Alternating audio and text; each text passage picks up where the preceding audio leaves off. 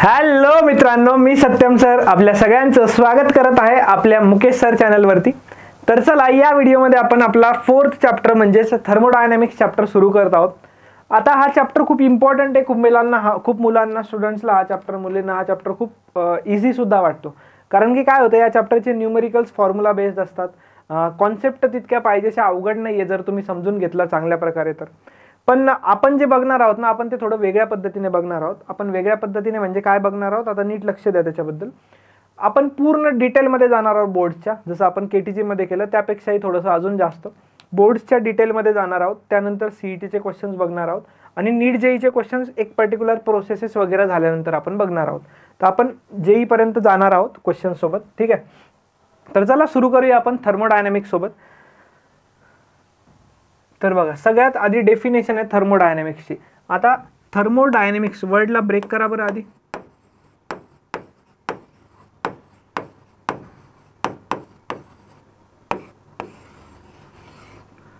Thermo म्हणजे काय, heat temperature related. Thermo म्हणजे काय असतं, थर्मो म्हणजे हीट टेम्परेचर रिलेटेड गोष्टी असतात, ठीक आहे। आणि डायनामिक्स म्हणजे काय असतं, डायनामिक्स म्हणजे त्याचा flow,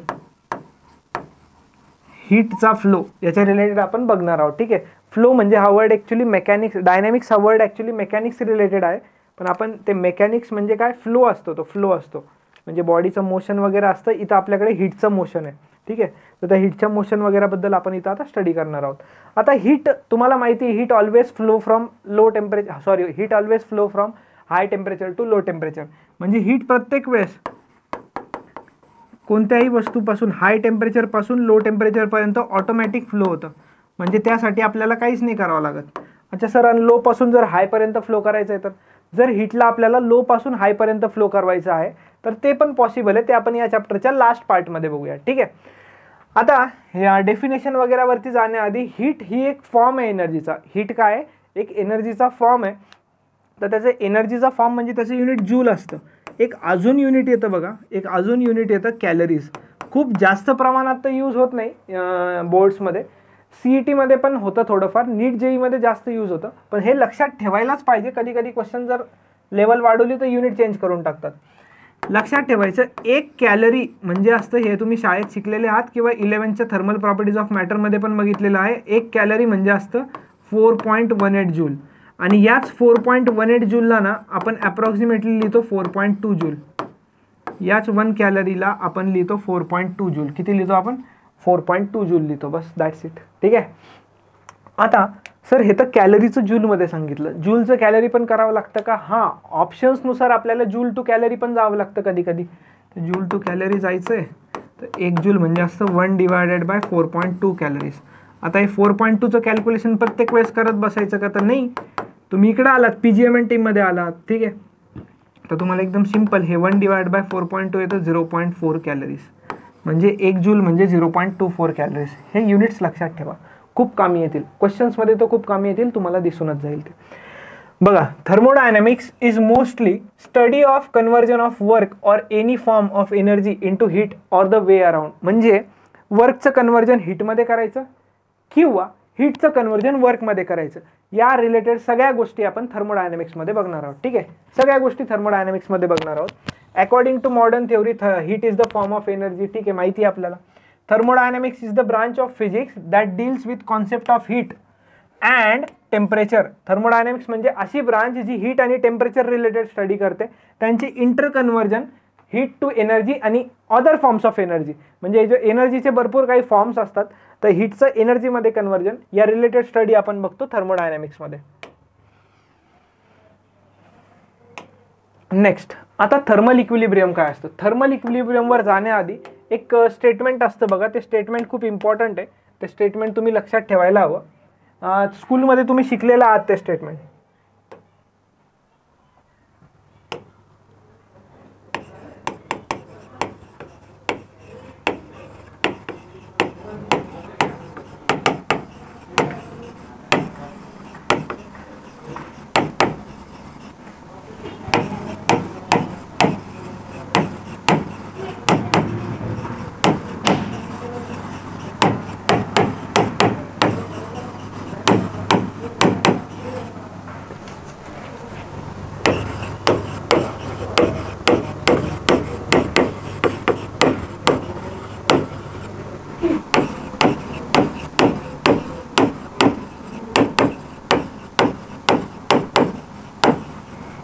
energy can neither be created nor be destroyed, it can only be converted from one form to another form. म्हणजे एनर्जी ही युनिव्हर्सची एनर्जी कधीच डिस्ट्रॉय होत नाही, ती फक्त एका फॉर्मच्या एनर्जीमधनं दुसऱ्या फॉर्ममध्ये कन्वर्ट होते. That's it.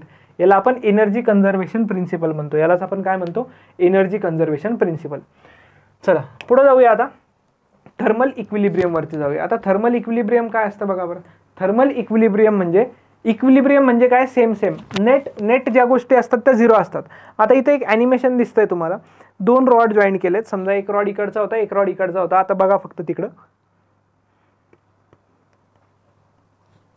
2 रॉड जॉईन केले. 90 डिग्री होतं याचं टेम्परेचर, याचं 10 होतं. हळूहळू काय झालं, हीट इकडून इकडे फ्लो झाली, तर याचं टेम्परेचर कमी होत गेलं आणि याचं वाढत गेलं. एक पॉईंट आला की दोघांचं टेम्परेचर सेम झालं. तर ते सेम टेम्परेचर झाल्यावरती हीट फ्लो होत नाही, हे त्यांना दाखवायचं आहे. तर कोणतीही बॉडी, 2 बॉडीज जर एकमेकांच्या कॉन्टॅक्टमध्ये असतील किंवा त्या दोन्ही बॉडीजचं टेम्परेचर सेम असेल तर त्याला आपण म्हणणार की त्या बॉडीज थर्मल इक्विलिब्रियममध्ये आहेत. ठीक आहे. बघा, a system is said to be in thermal equilibrium when there is no temperature difference between the system and surrounding. आता सिस्टीम आणि सराउंडिंग काय असतं ते जाणून घेऊयात थोडंसं. सिस्टीम म्हणजे काय असतं, सराउंडिंग म्हणजे काय असतं बघा. सिस्टीम म्हणजे अशी गोष्ट, समजा जर माझ्याकडे वॉटर बॉटल आहे, त्याच्यात पाणी आहे. त्या पाण्याबद्दल मी स्टडी करतोय. काय स्टडी करायचं आहे मला त्या पाण्याबद्दल? मला त्या पाण्याबद्दल स्टडी करायचं आहे की त्यात हीट किती आहे, त्या पाण्याचं टेम्परेचर किती आहे. ठीक आहे. म्हणजे थर्मोडायनॅमिक्स रिलेटेड गोष्टी इन शॉर्ट. तर ज्याचा मी स्टडी करतोय ना, त्याला मी सिस्टीम म्हणतो. ऑब्जेक्ट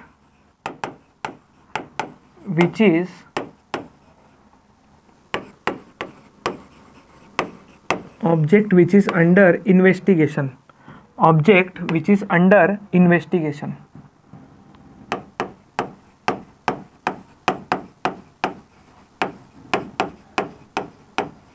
ज्या गोष्टीची आपण स्टडी करतोय. ठीक आहे.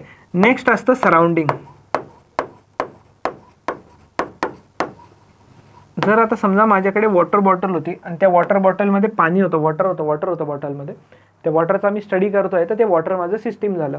पण त्या वॉटरला सोडून जे काही असेल ना, जितकं काही असेल वॉटरला सोडून सगळं माझं सराउंडिंग असणार. म्हणजे जर ती वॉटर बॉटल सोडली तर मी, तुम्ही, लाईट्स, बोर्ड, पेन, कॅमेरा सगळ्या गोष्टी सराउंडिंग असणार. म्हणजे objects other than system.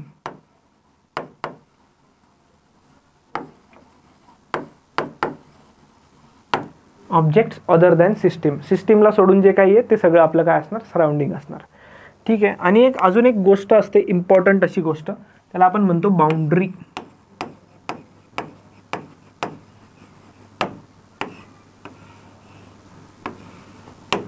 Boundary म्हणजे काय? आता समजा ही वॉटर बॉटल आहे माझ्याकडे. वॉटर बॉटलला पाणी आहे, त्याच्यात पाण्याला आणि बाकीच्या सगळ्या गोष्टींना सराउंडिंगला जी सेपरेट करतंय ना, त्याला आपण बाउंड्री म्हणतो. Which separates system from surrounding.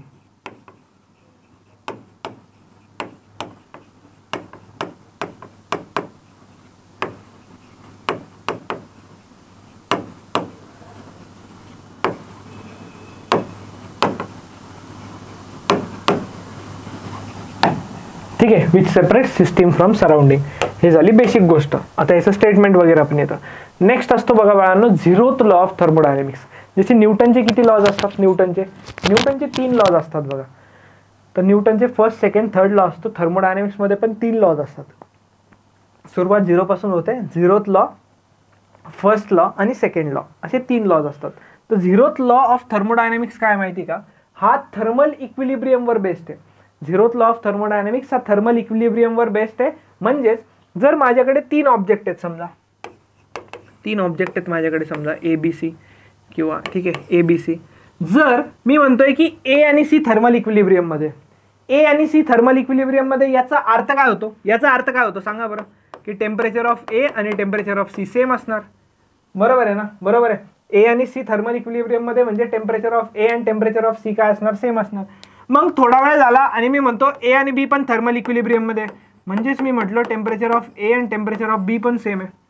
अरे वा वा. म्हणजेच मी म्हटलं टेम्परेचर ऑफ A आणि टेम्परेचर ऑफ B पण सेम आहे. बरोबर. आणि आणि आणि आता मी म्हणतोय A आणि C चं सेम आहे, A आणि B चं सेम आहे. तर मला सांगा C आणि B चं पण टेम्परेचर सेम असणार ना. So temperature of B and C is also same, म्हणजेच बी आणि सी बॉडीज पण थर्मल इक्विलिब्रियम मध्ये आहेत. यालाच आपण म्हणतो झिरोथ लॉ ऑफ थर्मोडायनॅमिक्स. बघा, if two systems are each in thermal equilibrium with third system, दोन सिस्टीम एसी, ही एसी जी आहे ना, तर हे सी पण बी सोबत इक्विलिब्रियम मध्ये, ए पण बी सोबत आहे, they are also in thermal equilibrium with each other. काय लगा, स्टेटमेंट रटून घ्यायचं बोर्डसाठी. ठीक आहे, सिंपल आहे.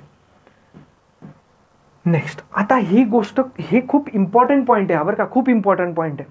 याच्यावरती जास्त फोकस नाही केला जात जेव्हा थर्मोडायनामिक्स बोर्डसाठी शिकवलं जातं. ठीक आहे, 3 गोष्टी दिसत आहेत तुम्हाला इथे, हीट, इंटरनल एनर्जी आणि वर्क डन.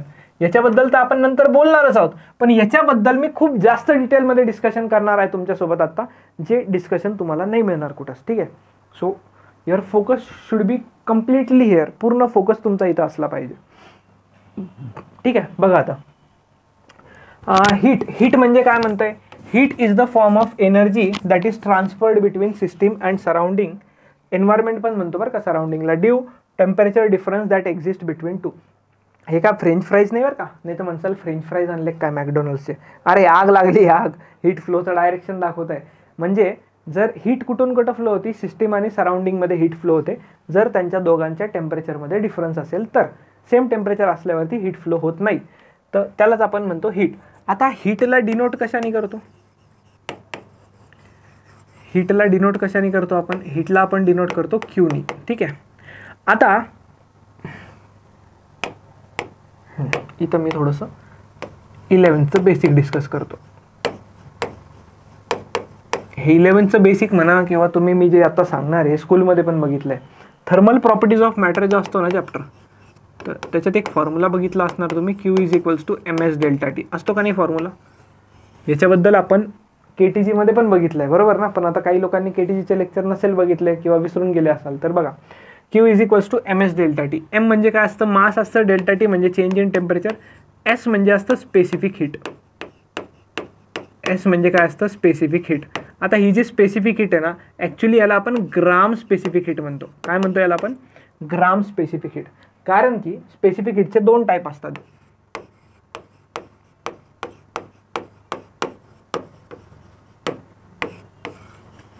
स्पेसिफिक हीटचे 2 टाईप असतात, एक असते बाबा ग्राम स्पेसिफिक हीट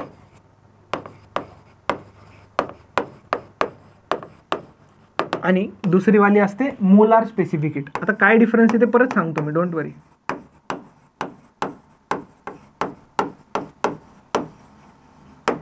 ठीक आहे, ग्राम स्पेसिफिक हीट आणि मोलार स्पेसिफिक हीट. आता बघा, ग्राम म्हणजे मास असतं आणि मोलार, मोल्स ऐकलं असेल ना गॅसेससाठी तुम्ही, जसं सॉलिड लिक्विड जे असतात ना, हे जे ग्राम स्पेसिफिक हीट आहे ना, हे कोणासाठी यूज होतं माहिती आहे का, सॉलिड आणि लिक्विडसाठी. इथं मी रिझन पूर्ण लिहित नाहीये, लक्ष द्या.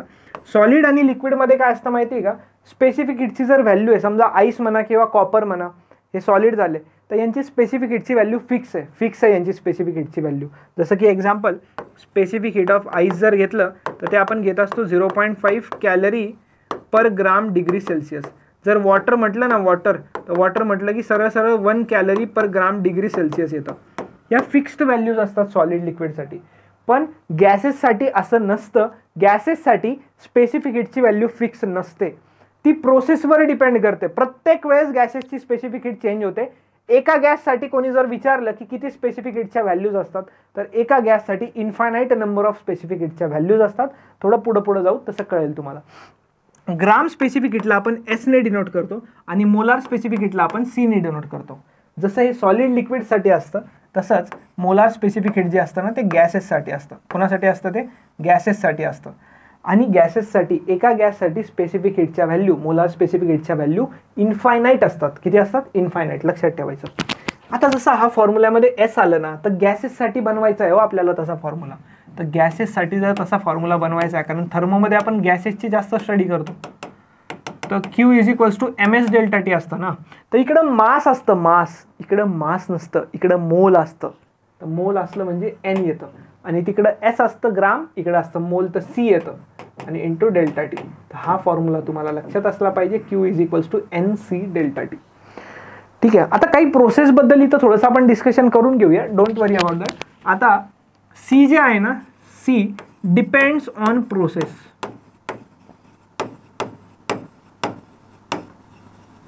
Depends on process through which gas is being heated.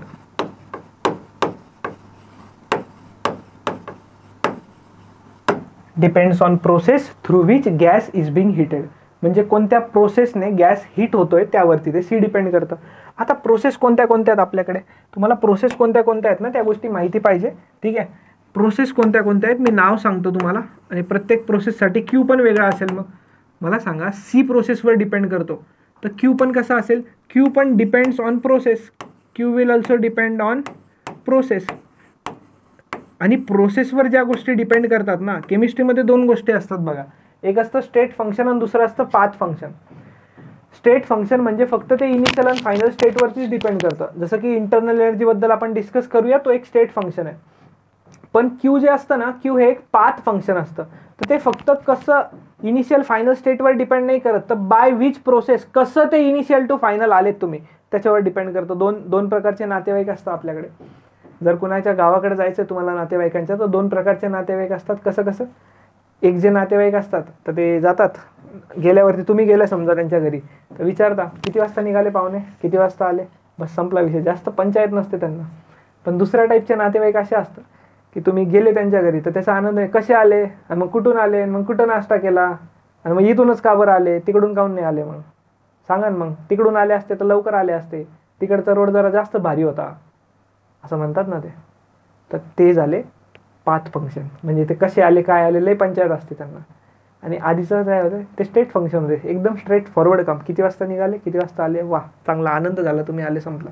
तर ते इनिशियल आणि फायनल स्टेटवर डिपेंड करतं, त्याला आपण स्टेट फंक्शन म्हणतो. आणि कसे आले कशी अचीव झाली ती स्टेट त्याला आपण पाथ फंक्शन म्हणतो. तर हे डिपेंड करतंय प्रोसेसवरती, म्हणजे हे पाथ फंक्शन आहे.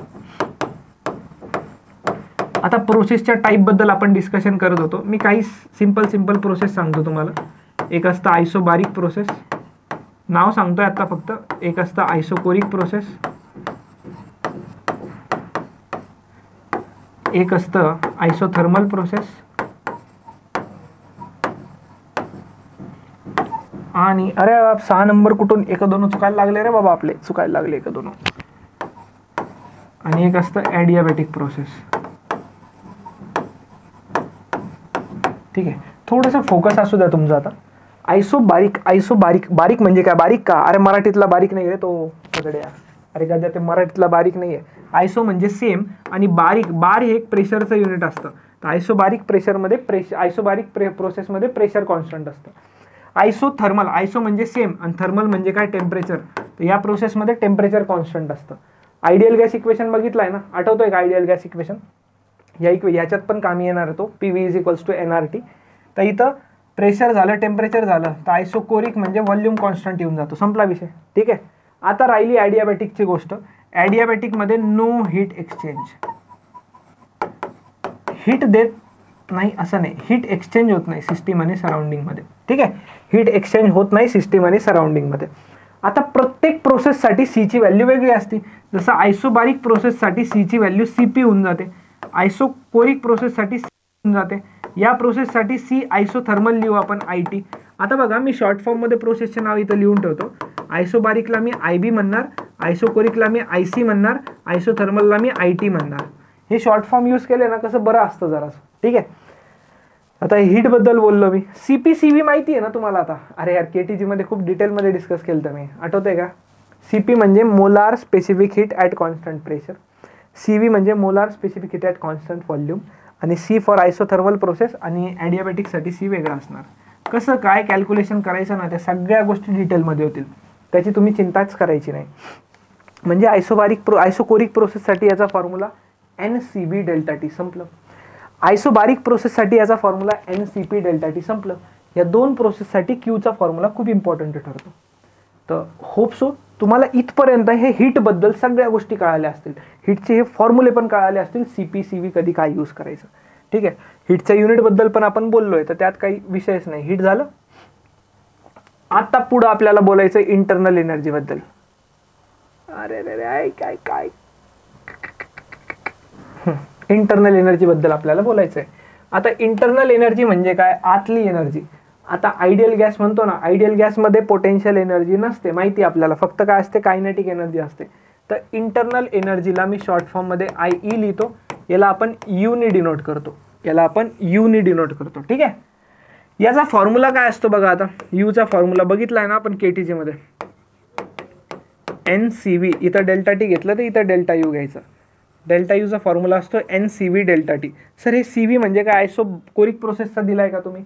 नाही, हे डेल्टा यू जे आहे ना, हे डेल्टा यू एक स्टेट फंक्शन आहे, ते कोणत्याही प्रोसेसवर डिपेंड करत नाही. सगळ्या प्रोसेससाठी हाच फॉर्म्युला लागतो, इथं लिहून टाकतो.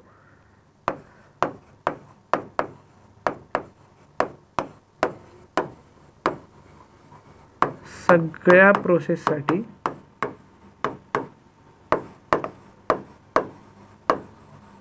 हा फॉर्म्युला वापरला जातो. सगळ्या प्रोसेससाठी हा फॉर्म्युला वापरला जातो. हा कोणत्याही स्पेसिफिक प्रोसेससाठी आहे अशातली गोष्ट नाहीये. ठीक आहे, कळलं? चला, आता delta U equals to NCV delta T, हे सगळ्या गोष्टी खऱ्या आहे. मला वाटतं की आपण इथं पुढं जाण्याच्या आधी इंटरनल एनर्जीवरती डिस्कशन करतोय आपण. Delta U is equals to काय असतं, NCV डेल्टा टी. लक्षात ठेवायचं, लक्षात ठेवा थोड्याशा गोष्टी. डेल्टा यू जे आहे ना, हे डेल्टा टी वरतीच डिपेंड करतं. डेल्टा यू जे आहे ना, हे डेल्टा टी वरतीच डिपेंड करतं. म्हणजे डेल्टा टी काय असतं, final minus initial temperature. Temperature difference असतो ना इनिशियल आणि फायनल मधला. तर डेल्टा यू जे आहे ते फक्त डेल्टा टी वर डिपेंड करतं. आणि मला सांगा, आयसोथर्मल नावाची एक प्रोसेस येते बघा. आयसोथर्मल म्हणजे टेम्परेचर कॉन्स्टंट असतं. जाऊया आपण पुढे बघूया त्याला. तर इनिशियल आणि फायनल टेम्परेचर सेम असतं त्याच्यात. तर मला सांगा, ते सेम झालं तर डेल्टा टी किती झाला, 0 झाला. अरे गगा, अरे बाबा, डेल्टा टी 0 झाला तर डेल्टा यू पण काय होऊन जाणार, 0. डेल्टा टी 0 झाला तर डेल्टा यू पण काय होऊन जाणार, 0 होऊन जाणार. मग आता कसं करायचं, डेल्टा टी 0 झालं, डेल्टा यू 0 झालं. लक्षात ठेवायचं, आयसोथर्मल प्रोसेससाठी डेल्टा यूची व्हॅल्यू ही 0च असते, कारण की त्या प्रोसेसमध्ये टेम्परेचर चेंजेस होत नाहीत. ठीक आहे. आणि एक अजून प्रोसेस असते, का बरं यात 0 असतं ते आपण पुढे बघूया. फक्त आता तुम्ही लक्षात जरी ठेवलं तरी सफिशियंट आहे. सायक्लिक प्रोसेस असते आपल्याकडं. सायक्लिक प्रोसेसमध्ये पण डेल्टा यू काय असतं, 0 असतो. संपलं. इतकं लक्षात ठेवू शकता, काही जास्त डिफिकल्ट नाही आहे. चला, next, calculate internal energy of argon and oxygen. Internal energy of argon and oxygen. Internal एनर्जीचे फॉर्म्युले डिस्कस करायला पाहिजे का इथं? आपण केलेत तसे. इंटरनल एनर्जीचा फॉर्म्युला काय असतो, F/2 nRT. ठीक आहे. अजून काय असतं, F/2 PV, असे यांचे फॉर्म्युले असतात. तर आता F म्हणजे काय असतं, F म्हणजे असतं बाळांनो डिग्री ऑफ फ्रीडम. आता हे डिग्री ऑफ फ्रीडमचं डिस्कशन मला वाटतं आपण KTG मध्ये खूप डेप्थमध्ये केलं आहे बाबा, खूप डेप्थमध्ये केलं आहे. तर आता ह्या क्वेश्चनमध्ये इंटरनल एनर्जी कॅल्क्युलेट करायची आहे. तर U is equals to, formula कोणता यूज करणार, दोन्ही यूज करून मी तुम्हाला लिहून दाखवतो, तसं काही डिफिकल्टी नाही आहे.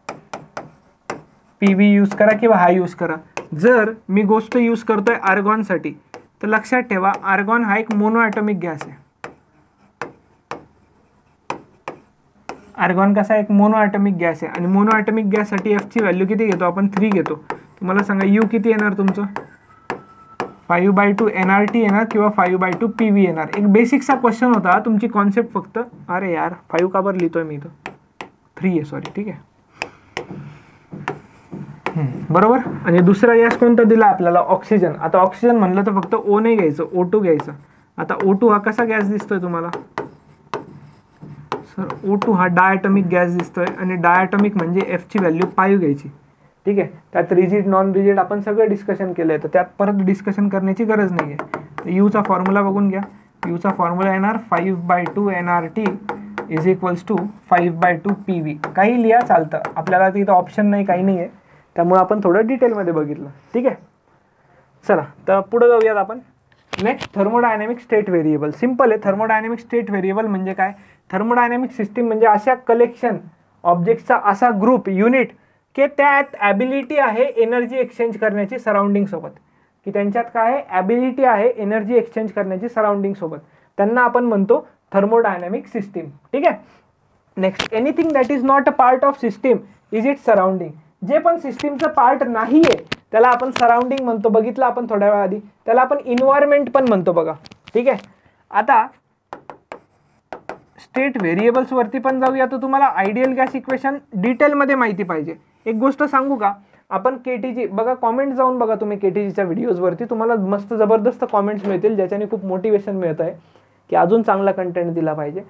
खूप मुलांनी चांगल्या चांगल्या कमेंट केल्या आहेत की मजा येते, भारी वाटतं. तुम्ही पण एकदा बघा, ज्यांनी KTG नाही बघितला ना, छोटे छोटे लेक्चर्स आहेत, जास्त मोठे नाही केले.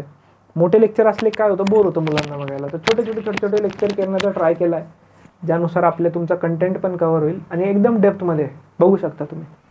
तर हे झालं. आता आपण हे सिस्टीम्स वगैरेवरती नेक्स्ट लेक्चरला जाऊया. ठीक आहे. आता तुम्हाला लक्षात काय ठेवायचं आहे, तुम्हाला लक्षात ठेवायचं आहे PV = nRT वगैरेवाल्या या सगळ्या गोष्टी PV = nRT मध्ये काय काय असतं हे इथं लिहून ठेवतो मी आत्ताचं फक्त. याला आपण नेक्स्ट लेक्चरमध्ये कंटिन्यू करूया. प्रेशर, व्हॉल्यूम, T म्हणजे टेम्परेचर. आणि लक्षात ठेवा टेम्परेचर SI युनिट केल्विनमध्ये पुट करायचं असतं. N म्हणजे काय असतं, N म्हणजे नंबर ऑफ मोल्स, आणि R म्हणजे काय असतं, R म्हणजे असतं युनिव्हर्सल गॅस कॉन्स्टंट. R म्हणजे काय असतं, universal gas constant. So hope so तुम्हाला इथपर्यंत सगळ्या गोष्टी क्लिअर झालेल्या असतील बेसिक. आपण नेक्स्ट लेक्चरमध्ये सिस्टीम, टाइप्स ऑफ सिस्टीम याच्याबद्दल डिस्कशन करूया. काही क्वेश्चन सॉल्व्ह करूया CETचे. थोडंसं आपण पुढचा पार्ट पण यूज करूया. असं नाही की पुढचं आपण काय अजून बघितलं नाही आहे तर आपण पुढचे क्वेश्चन बघणार नाही. तर म्हणजे काही क्वेश्चनमध्ये असतात ना, कंबाईंड क्वेश्चन्स असतात. JEE नीटचे पण क्वेश्चन आणणार आहे मध्ये, पण JEE नीटचे क्वेश्चन्स कसं आहे ना, प्रोसेस सुरू झाल्याशिवाय नाही आणता येत. ठीक आहे. सो मला वाटतं आपण या लेक्चरमध्ये इथं थांबूया. सो गाईज, मी सत्यम भंडारी इथंच थांबतो. आपण भेटूया पुढच्या व्हिडिओ लेक्चर्समध्ये थर्मोडायनॅमिक्सचा. होप्सो तुम्हाला बेसिक क्लिअर झालं असणार या लेक्चरमध्ये. लेक्चर कसं वाटलं याला लगेच कॉमेंट करायचे. लेक्चर बघितल्या त्याने मोटिवेशन मिळतं आम्हाला. आणि जर तुम्हाला वाटते की काही अजून ॲड करायचं, काही मुलांनी सांगितलं आहे की ॲड करायचं आहे अजून, तर ते आपण या चॅप्टरपासून पुढे प्रोसीड करूया. Don't worry about that. ठीक आहे. तर चला, थँक्यू व्हिडिओ बघण्यासाठी. जाता चॅनलला सबस्क्राईब करा, नोटिफिकेशन ऑन करा. डेली व्हिडिओज येत असतात आणि फ्रीमध्ये पूर्ण कंटेंट मिळणार आहे. फ्रीमध्ये कुठंच नाही मिळत बघा. आणि त्यात CET, नीट, JEEच्या क्वेश्चनसोबत नीटचे पण क्वेश्चन आहेत. तर मग सबस्क्राईब करायला लगेच जा तिकडे. ठीक आहे. चला, thank you, bye bye, take care. पुढच्या लेक्चरला भेटूया.